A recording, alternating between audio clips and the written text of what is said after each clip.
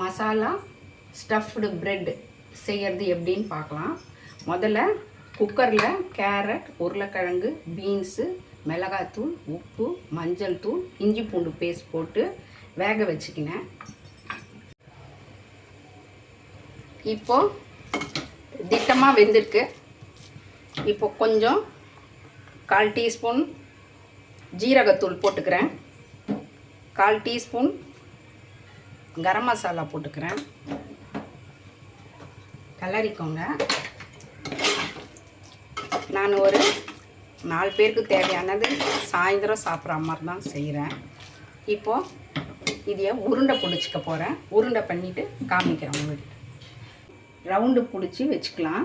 உருண்டையாக அடுப்பை பற்ற வச்சுக்கலாம். இங்கே உருண்டையும் பிடிச்சி வச்சுக்கினாச்சு. ப்ரெட்டு எடுத்துக்கணும். ப்ரெட் ஸ்லைசஸை கட் பண்ண வேண்டியதில் வேஸ்ட்டாக போகும். நான் சொல்கிற மாதிரியே பண்ணுங்கள். லேசாக தெளிச்சிடுங்க. இப்படி போட்டு எடுத்தீங்கன்னா ரொம்ப ஊறிடும். இது எனக்கு கிடைக்கல இன்றைக்கி. சாஃப்ட் ப்ரெட்டு தான் கிடச்சிருக்கு. இந்த மாதிரி வச்சு இப்போ லேசாக தண்ணி தொட்டு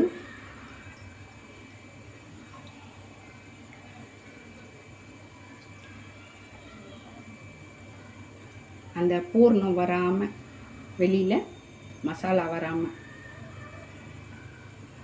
பண்ணிவிட்டு எண்ணெயில் போட்டுடுங்க. இல்லாட்டி எல்லாத்தையும் ரெடி பண்ணி வச்சுட்டு கூட டக்குன்னு போட்டு எடுத்துடலாம். டக்குன்னு வெந்துடும். இது இந்த போடுறோம் பாருங்க.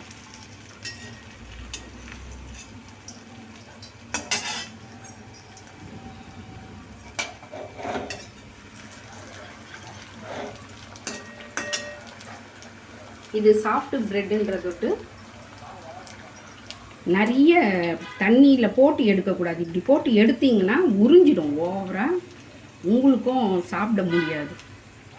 இப்போ தெரியாமல் ஒன்று விழுந்துச்சு பாருங்கள், எப்படி ஆயிடுச்சு. அது செஞ்சால் ஈஸியாக தான் இருக்கும். ஆனால் சாப்பிட்றதுக்கும் உங்களால் 2க்கு மேலே முடியாது. 1, 2க்கு மேலே முடியவே முடியும். எண்ணெயும் நிறைய பிடிக்கும். சின்ன மீடியம் தீயில் வைங்க, இல்லாட்டி கருகிடும்.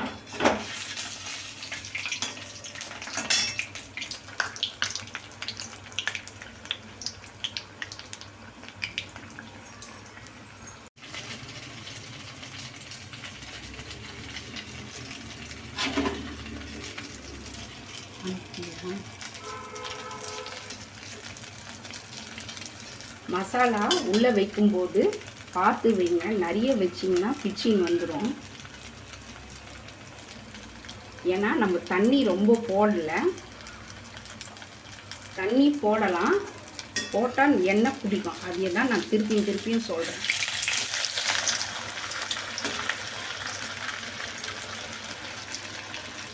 Masala stuffed bread ready.